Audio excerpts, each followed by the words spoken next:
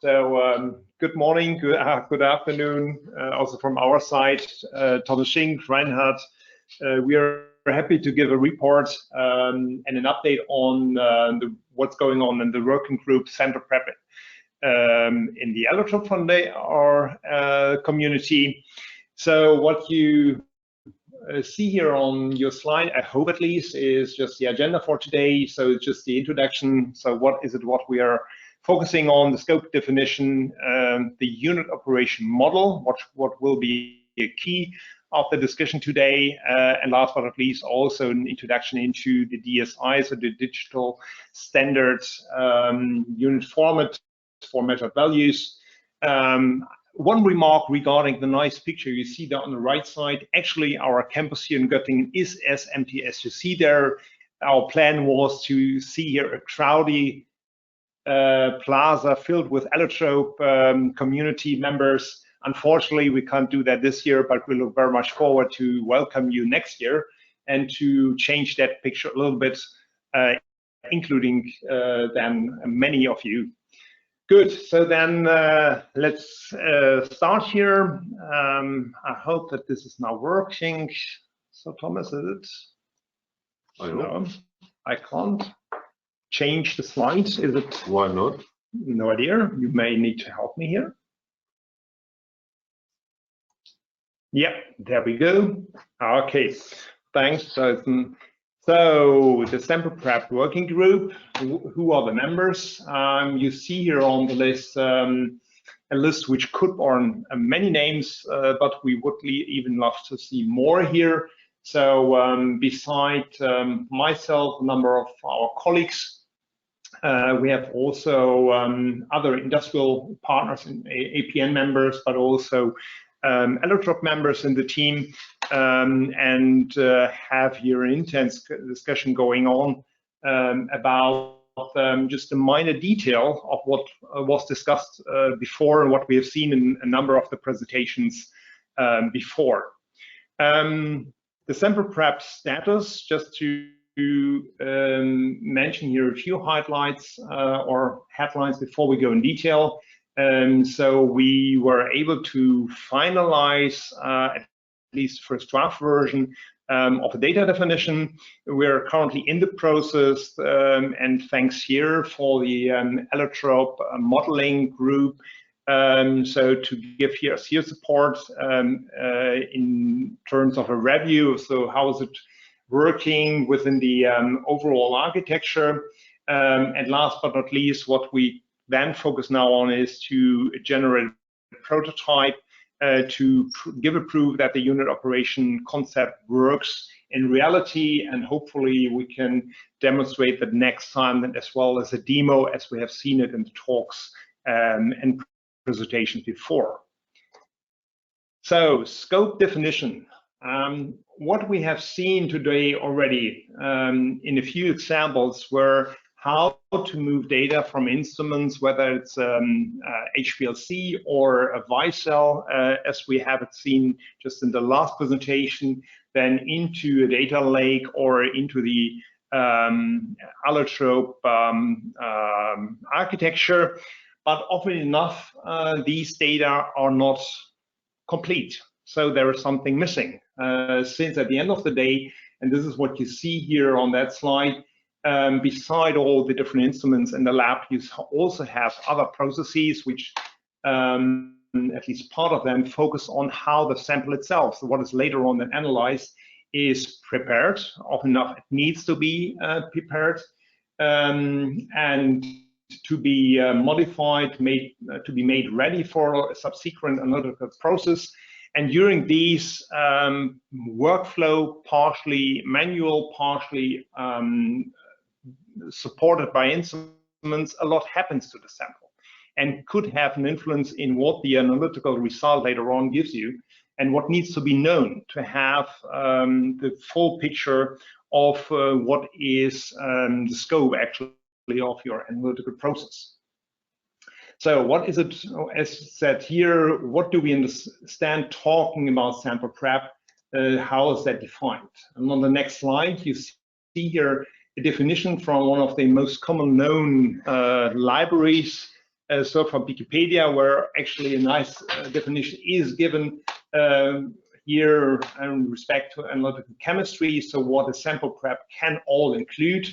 When we just look at it from the Allotrope working group, our task actually in our mission here is to ensure that the needed information to achieve a completeness of the analytical data, so the sample prep and the analysis itself is ensured, and that we, by doing so, improve the quality of data analytics. What I would say fits nicely with the missions and targets we have seen in the speeches before today. The next slide now describes already the scope of the sample prep working group, and with that I would like to hand over to Thomas now, because he is the one driving, pushing us in the working group, and to really go into detail than the topics he is well aware and the best one to explain what we see here. Well, thank you, Reinhard. Welcome from my side. I try to explain how we think, how we discuss the topic sample prep in the group, and to present you more a model how we think about sorting out sample preparation and to get sample preparation documented and aligned with the thinking of allotrope requirements. So if you look at this chart, basically if we talk about sample preparation, we know we have any kind of material. We get out a sample, then we have to prepare it with some steps to provide an analytical approach with an HPLC, LC, spectrometry, whatever you think about, cell counters we saw in the presentation before. What we address mainly is exactly this: what happens after getting a sample until it's delivered or transferred to an analytical instrument. And if you look at it, and if you take into account that we are many stakeholders with different expectations on what happens there and how to get information out of it, what happens there. First of all, we have, of course, the scientist. The scientist is not really interested in the results of a sample prep process, but he wants to have reliability in analytical results. He wants to have traceability. If something occurs what is unexpected, could be positive or negative in the results of an analytical approach, he wants to find out how or why happened such a thing or this. And of course, he is interested in compatibility of results which are provided from different labs, from different countries, different times, whatever you think. On the other hand, we have the lab manager who is organizing and executing the work in a lab. His focus is on the quality of execution of sample prep processes. He, of course, is interested in having flexibility in execution of such processes, depending on his equipment he has in his lab, on material he has there, or could be personnel he is in excess. And of course, he is interested in optimization of his work. Then we have the pharma manufacturer with fully different requirements. He is interested in a speed of drug development or of development of new substances and so on, and of course in efficiency. Then we have more the view of the IT perspectives. One is the lab IT. They are of course interested in consistent, safe, secure data management, in the completeness of data, what we heard more than once today, and of course in an easy access to all collected data. If you look at the integrator, he wants to have a possibility to easily integrate any kind of equipment which is located in a lab. And of course, he is asked to build up a domain-specific, a location-specific network regarding the infrastructure and the data structures he's creating. And last but not least, from our perspective as a supplier of equipment, of tooling, of assets to the lab, we of course are interested to provide easy to use equipment, but not just equipment, also easy to use information which is coming or which is generated by our equipment, by our instruments.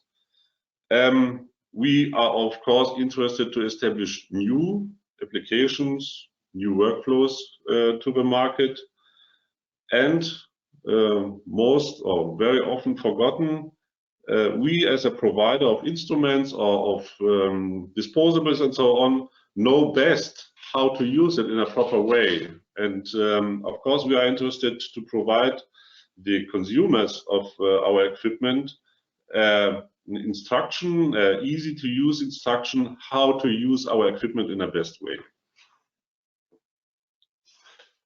So if you look about on the challenges we see in the sample prep process or sample prep workflow documentation, of course, as more steps we are providing during the preparation, as more errors can occur and more uncertainty can happen, and uncertainties can add from steps to steps. On the other hand, we know we have a very large variance of processes. There is a low standardization level today now in place. Another aspect is we have a lot of manual steps, and especially for them, there is no defined way how to document it.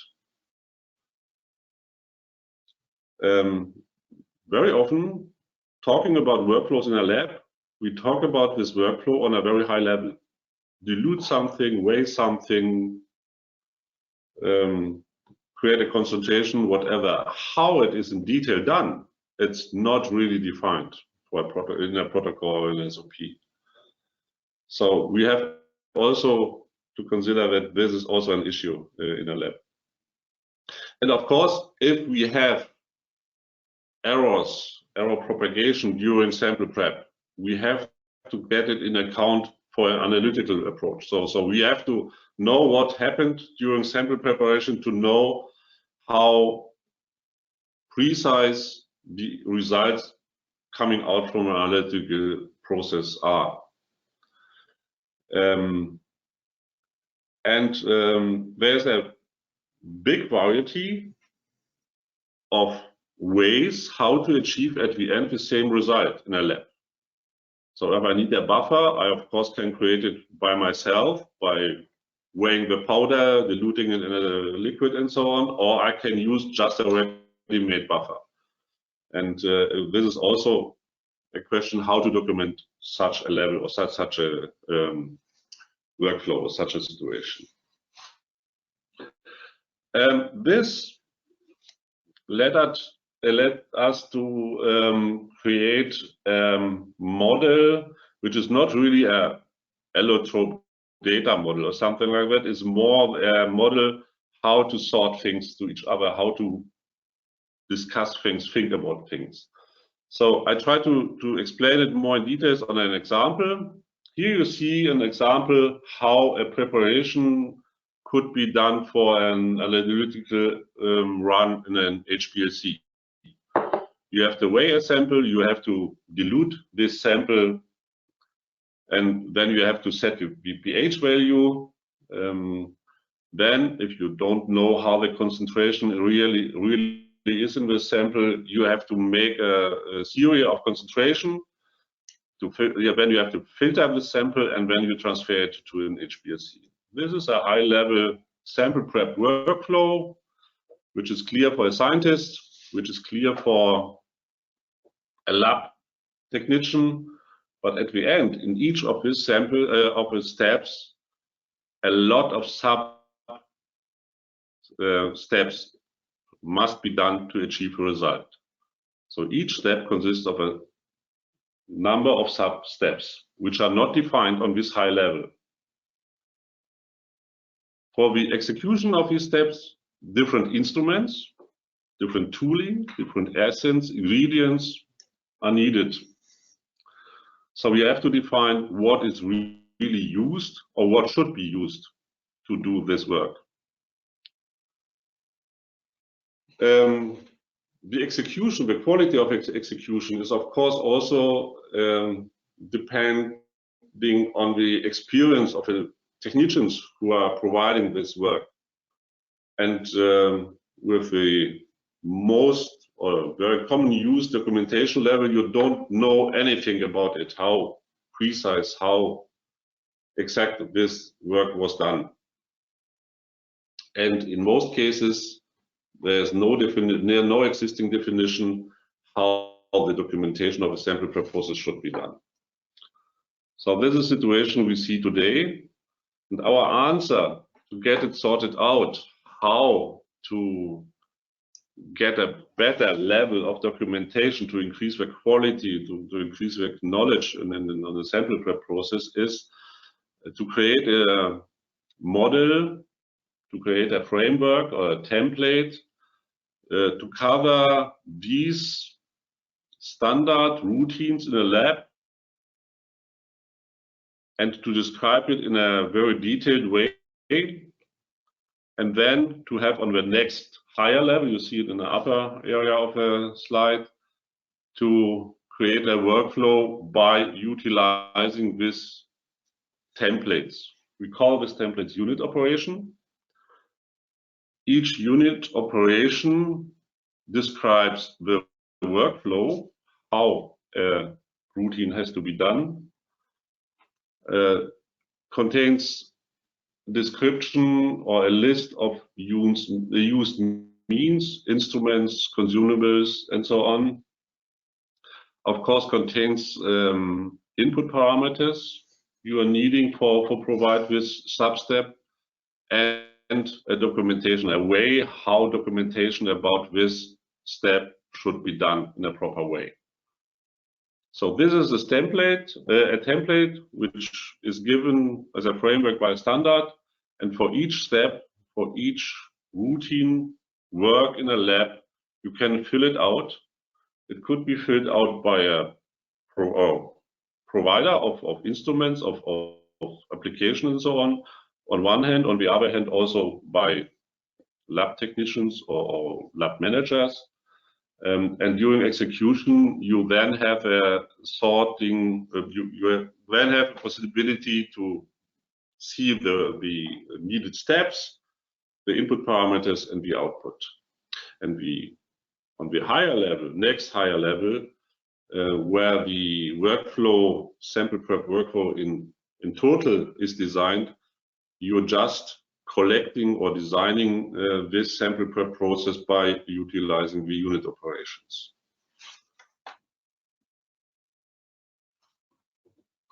What are the key benefits from our perspective doing it in that way?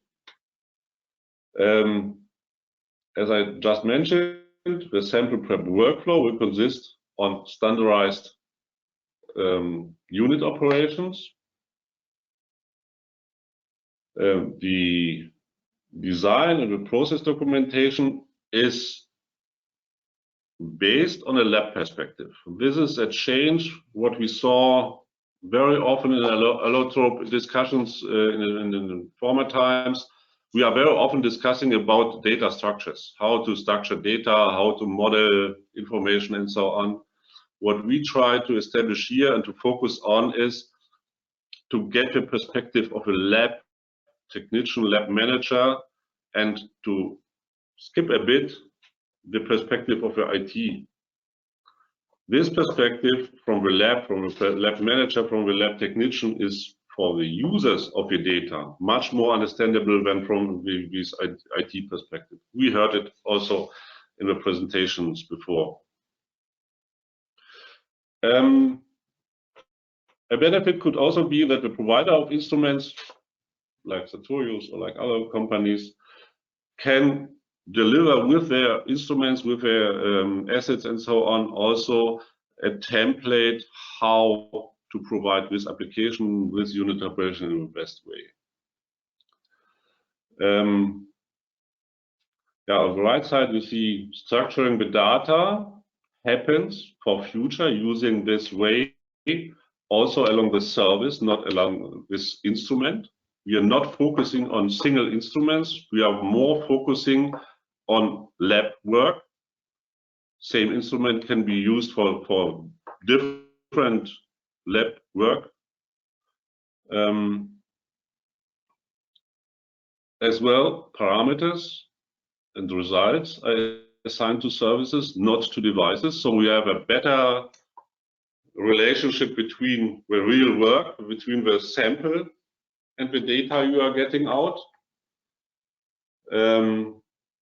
Instruments mostly providing more than one workflow. For instance, a balance, you can run a recipe with it, you make single weighing with it, you can make statistics with it, and so on. At the end, it's just a balance, but the workflow from the perspective of a lab technician is different. So we get flexibility. So we have, if you think about the template of a unit operation, we have a more or less same interface for each unit operation. And in detail within the unit operation, you have a freedom to realize this approach or with this elementary workflow in different ways. And of course, lab automation can also be covered by this thinking using unit operation model. Then I try to give you just an example. How could such thinking be utilized in a lab? What I visualized here, or what I try to visualize here, is an execution of a sample process without having a pre-designed workflow. It's just collecting data which are coming from steps. Just a small animation. So you first weigh a sample, then the data which are created from the weighing process are collected and delivered to an IDF level. Then the dilution, pH value set, creating concentrations, and at the end also a dilution process and the filtration process. And at the end, if a sample prep process is finished, you have a collection of unit operations which are filled with the result data, and this could be directly transferred to an IDF container. Another perspective is if we have a managed lab, what we think is with this unit operation design or template, we are enabling somehow an IoT thinking for a lab. So we have services which has standardized interfaces, and different other applications can utilize these services for their work, for their jobs. And what we get with it is a decentralized service structure. We have a simple and flexible integration of lab components. So you have a standard interface for any component or for any unit operation. We know how data will be acquired for each step. So we have a higher quality for data acquisition. Utilizing unit operation, you have, of course, a very flexible workflow design possibility. So if you providing a workflow design or management software, you can utilize it in a very simple way. And at the end, we have a full traceability about the sample preparation work. So any step which was done could be covered by such a unit operation. So this is the part for the unit operation. Now we switch a bit, and I give back to Reinhard. Yes, just one additional comment on what Thomas just said before. So what you for sure have realized is what we do here is not only just to focus on to get data into the ADF format and to the ADF world, but also try to bring in the concept how this sometimes unpredictable work which is done on unpredictable data, which is appear not only from instruments, can be managed and then brought into this regime to ensure completeness of data. Yeah, just a few more slides about the DSI. So we talk about the digital system of units, so the international system of units. A side effect of the discussion we have in the sample prep group, since with the parameters we are much closer to the basics of chemistry and physics when we measure or determine a weight or determine a volume. Doing so, we came in touch into a change which is currently going on, and not only in basic science but in metrology in general, where a digital version of the digital of the SI unit system is now in implementation since last year, and we see that as helpful to get it implemented into not only the sample prep project, but in general to document and to present measure data for the allotrope purposes. So what it is about, the use case, so you see here a very simplified approach. So we have the issue you see there on the lower part, that we have many different parameters, and not just only the ones you're aware of, like Fahrenheit or Celsius, but in nearly each and every region, every culture have their own units, which can be quite challenging.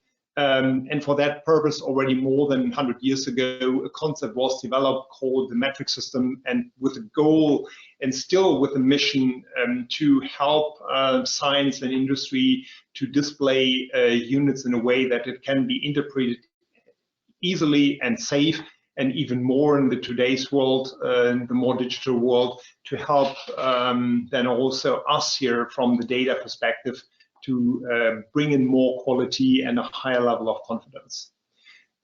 So we talk about a global project, so it's not limited to the regions we mostly present, I assume, with Europe and the US, but it's a global change which is going on and already on the way of the implementation.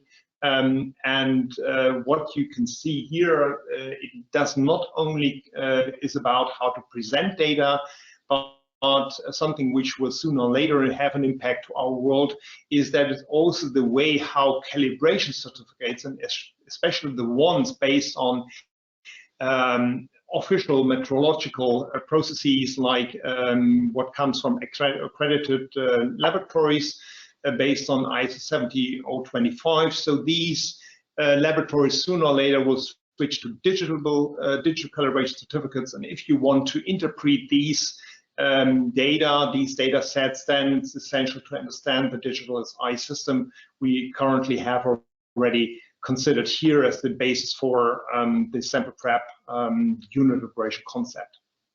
What is it about? I avoid to go here in detail here, because in a week's time we have again the chance to go a little bit more in detail in the technical session of the sample prep working group. Just to give you an idea about what we're talking here, it's a different definition of how is the value measured and presented, including how the unit are given and time, date, but also aspects like uncertainties, which especially when it comes to measurement or measured values is a huge help and a huge a major important information for data scientists to really get an idea about the quality of the data they have there in front of them. So with that, I would like to come already, or both of us, Thomas and I, would like to close already that that speech with the conclusions.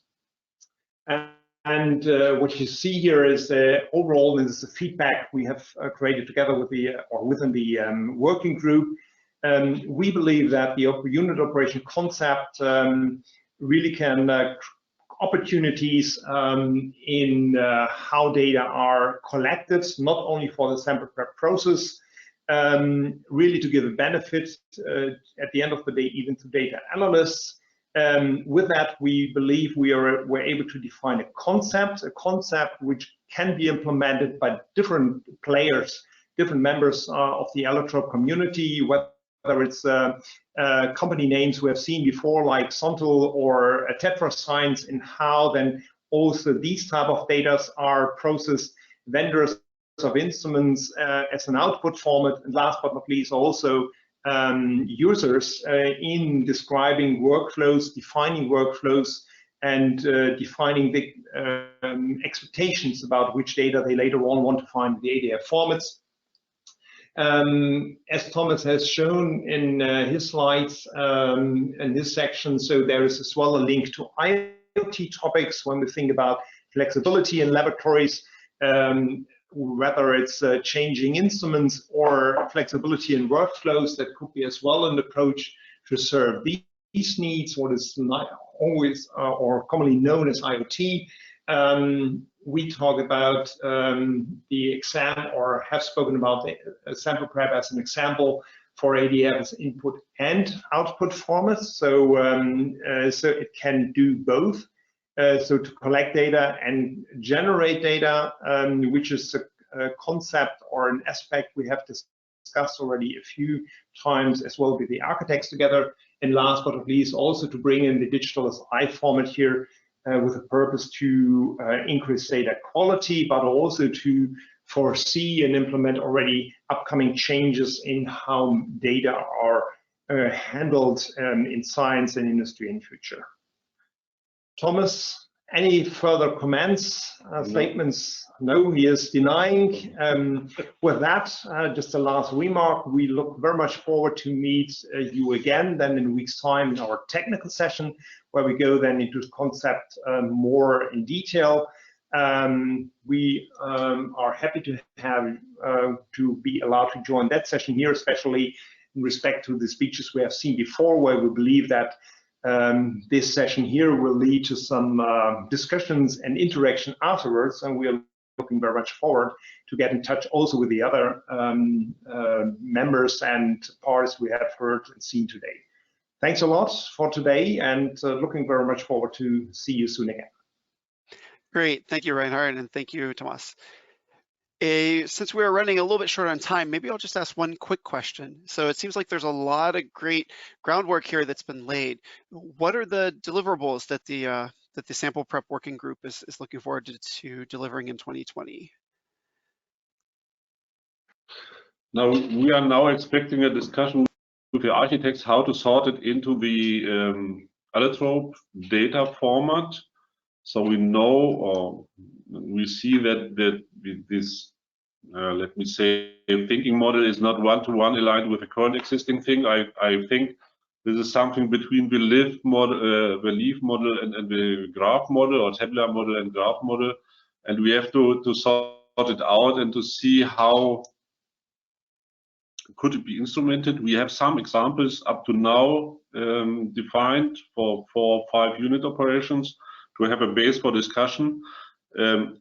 And if we have this agreement with architects, then we can pick unit operations we see on a priority list, which is not prepared now, but could be aligned a little bit with the instruments which are on the roadmap.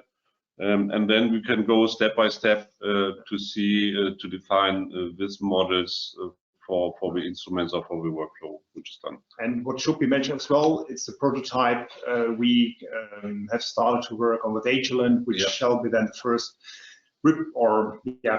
real life example how that concept would work. Great, looking forward to it.